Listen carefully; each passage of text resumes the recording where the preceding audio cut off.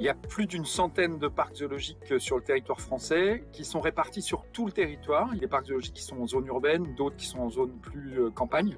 Mais en gros, c'est des lieux d'ouverture vers la faune sauvage qui s'adressent à tout le territoire français et à toutes les populations.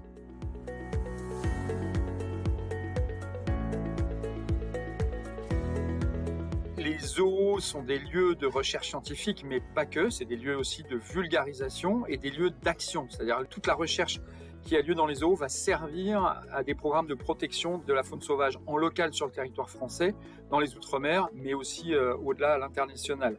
Et en gros, nous, on est vraiment cette interface entre la société et des faits avérés scientifiquement sur la faune sauvage et les menaces qui pèsent sur cette faune sauvage.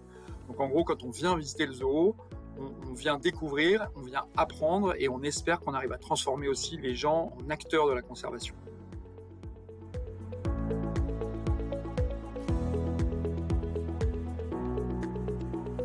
Le principal défi des zoos, c'est de faire bien comprendre quels sont nos rôles et missions.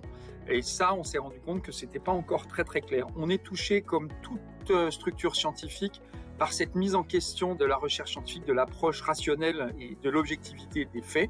Et je pense que les zoos ont ce défi à relever de bien expliquer ce qu'est l'animal sauvage, quelles sont les menaces qui pèsent sur les écosystèmes et la biodiversité, et bien faire comprendre qu'en fait, les trois axes sur lesquels on travaille, c'est-à-dire la recherche, va nous permettre de mieux comprendre, l'éducation, la vulgarisation va permettre de comprendre au plus grand nombre en termes simples ce qui se passe dans l'environnement. Et la conservation, c'est la mise en application de tout ça avec les gens qu'on a essayé de mobiliser pour aider à améliorer la situation de la faune sauvage un petit peu partout dans le monde.